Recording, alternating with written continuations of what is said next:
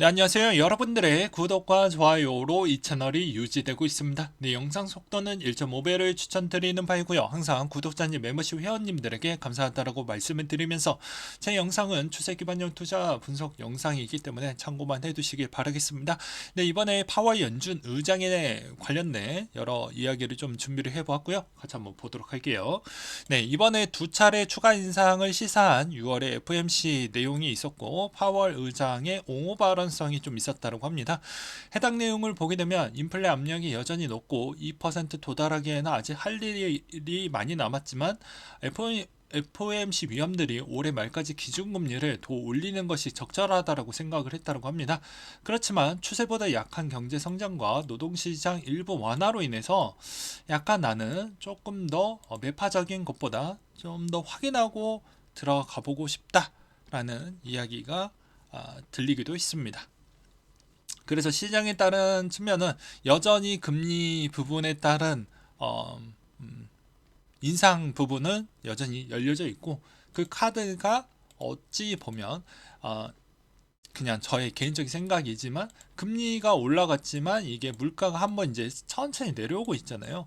이게 이제 한 번쯤은 발작해서 올라갈 수 있는 가능성이 있는 여지도 있기 때문에 그걸 좀 찍어 누르주는 조커 같은 역할을 좀 했다라고 보는 것 같습니다. 그래서 이 피살기를 최대한 응집해서 좀 아껴 쓰려고 하는 것 같은데 이게 7월 달까지도 만약에 좀 더 지켜보고 9월 달로 넘겨서 우리는 좀 보겠습니다라고 하면 이거는 이제 어떻게 보면 그냥 예비비 카드 정도이구나라고 보시는 게 맞지 않을까 싶어요.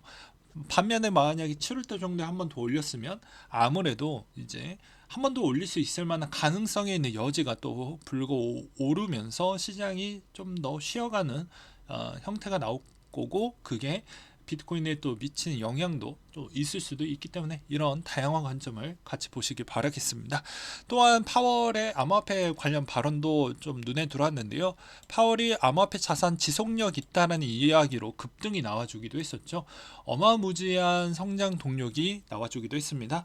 그래서 자산으로서 암호화폐는 지속력이 있어 보인다. 스테이블코인은 화폐의 한 종류로서 보고 있으며 신뢰의 원천은 중앙은행이며 연방정부가 강력한 역할을 하는 것이 적절하다고 말을 했습니다. 그러니까 관리 번주 안에 두고 싶고 스테이블 코인을 하든 뭘 하든 우리는 별로 신경을 쓰되 그게 우리에게 뭐 달러에 미치는 영향이나 강도나 이런 거는 별로 없으니 어느 정도는 좀 일부 인정을 해주겠다 이렇게 또 보여지기도 했습니다. 또한 미국 하원의 금융위 7월에 암호화폐 스테이블코인 법안 표결이 나와주기도 했었죠. 그래서 이게 7월 둘째 주 정도에 나오게 됐는데 거의 뭐 무난하게 좀 잘 될 것으로 보여집니다. 그래서 여기에서도 증권에서 상품으로 전환될 수 있는 보다 명확한 경로를 제시해 줄 것이다라는 기대감이 이번에 좀 영향을 끼쳤다라는 것과 그 다음에 이제 또 이게 자산 등급으로 유지력이 계속 있을 것 같다. 이 메시지가 정말 코인 시장에 좀 활기를 실어다 준 배경이 있다. 근데 여러분들이 뭐 얼마나 이제 해당에 있는 연구 보고서나 그 다음에 대부분 중앙은행 보고서를 매번 1년에 한 번씩 나와주는 것만으로도 보더라도 추세가 어떻게 흘러가고 있는지 아마 아실 텐데요. 스테이블 코인과 CBDC는 그냥 자기 갈 길 가는 겁니다. 뭐 CBDC가 등장을 했다고 해서 스테이블 코인이 막 죽거나 그러진 않습니다. 스테이블 코인 자체도 종류가 여러 가지 형태로 지금 테스팅 단계와 연구 절차와 또 이미 암호화폐에서 이제 군림하고 지금 활용되고 있는 형태도 있죠. 근데 이 모델링이 딱 단일 매체로 이렇게 지정을 해놓지는 않았어요. 기존에 있었던 여러 가지 보고서를 보았던 내용 기반으로 설명을 드리는 부분입니다. 그래서 극단적으로 CBDC가 나오면 스테이블 코인이 문제가 발생을 한다라고 보기에는 좀 다소 어려운 부분이 없지 않아 있다. 그냥 다른 성향에 있는 코인으로 보는 게 더 바람직할 것 같다라고 정리를 드리는 바입니다.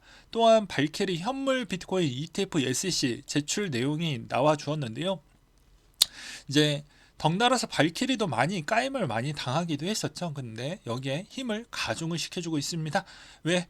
이제 뭐 블랙로 따라서 다 요즘 뭐 위즈덤 트리부터 해갖고 뭐 우리가 흔히 알고 있는 그런 쪽에서 인베스코나 등등 계속 그렇게 ETF를 해주니까 분위기가 계속 좋아지고 있잖아요. 그런 점은 우리에게 정말 도움이 되고 있다. 그리고 또 하나, 어차피 블랙록이 먼저 신청을 했기 때문에 나머지 애들도 거의 컨트롤 CV 형태로 그냥 재도전한다. 또는 기존에 있었던 저 신청서 내용을 보고 우리도 비슷하게 좀 따라가면 그냥 개꿀인 거죠. 네. 그렇게 보는 게 맞지 않을까 싶습니다. 또 비트코인 미국 보유량이 비율이 증가했다. 여전히 뭐 신탁이나 또 기관들이 한다라는 건, 이 비율이 증가한다라는 것도 이 상품군이 여전히 매력적이고 과거 21년도 기반으로 그만큼 미국 안에서 또 돈을 벌었던 부자들과 기관들이 생각보다 많이 있었기 때문에 그것에 따른 가능성으로 이번에 상품군을 좀 만들어내고 있다. 이렇게 보는 게 맞을 것 같습니다. 그래서 여기에서도 비율이 상당히 주도된 것을 볼 수가 있다. 그래서 괜찮다라는 이야기를 볼 수가 있겠죠. 그 다음으로 이제 서클 CFO가 USDC 준비금 미국 국채 재매입을 시작을 했다. 그러니까 이 말에 힘을 실어다 주는 거죠. 어떻게 보면 이 말의 해석을 보고 이제 이걸 좀 매입을 좀 더 해야 되겠다. 그래야지 까이지는 않겠지. 라는 생각을 해볼 수가 있기 때문입니다. 그래서 USDC 준비금 이제 시작을 하고 이제 예비 기금에서 더 매입을 하겠다. 그래야 덜 까일 것 같으니. 그리고 암호화폐 매수세 배경 부분은 뭐 ETF 또 거래 수출범 그리고 도이치뱅크에서 독일에서 수탁 관리 라이선스를 신청했다라는 거 등등등 영향을 좀 끼치지 않았냐라는 내용들도 좀 있었고요. 그리고 또 하나, 진 크레이머 분이 다시 한번 또 두각화가 되어가는 것 같습니다. 아무래도 6월 14일 정도 때 기반으로 이제 비트코인이 약간 좀 위험하지 않겠냐. 근데 6월 14일 이후에 또 엄청난 급등이 나와줘서 또 이분이 그만큼 뭐 진방꿀이라는 이야기가 많이 들리기도 하더라고요.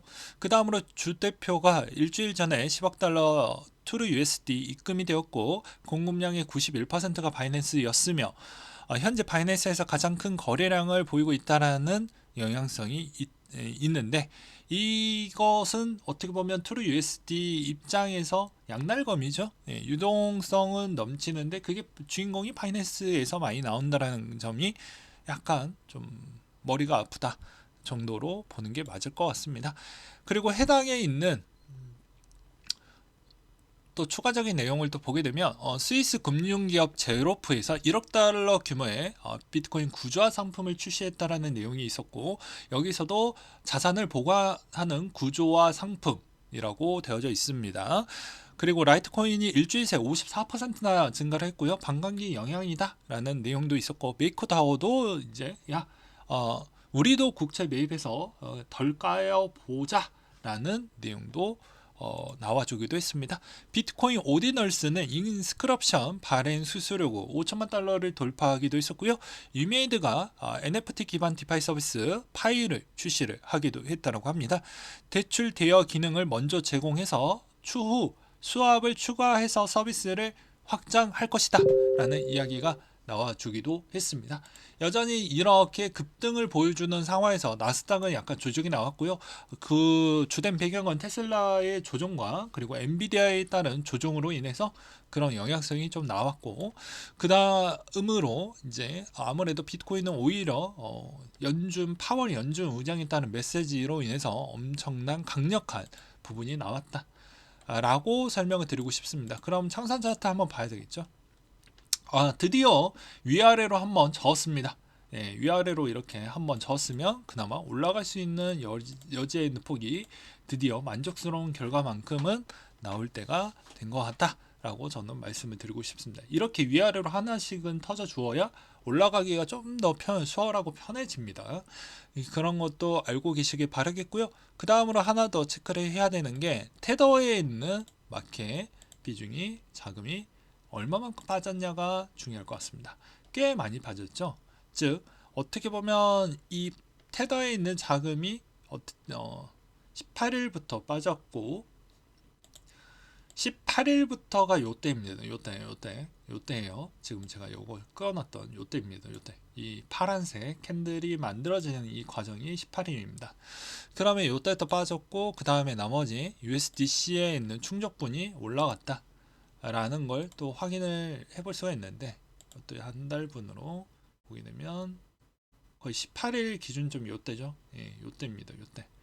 그리고 나서 올라갔다. 그러니까 이 비중이 올라가면 눈치를 채야 된다라고 분명히 말씀드렸습니다. 다른 거 볼 필요가 없습니다. 요즘은 이제 USDC가 살아나면 어차피 기관이 들어오고 주도는 지금 기관이다라고 말씀을 드리고 싶습니다.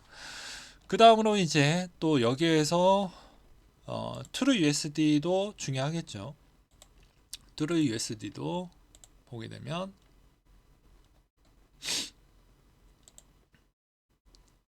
한동안 잠잠하게 빠지다가 한 방에 또 축 올라왔던 부분이 있는데 이것도 좀 더 유심하게 봐야 될 것 같습니다.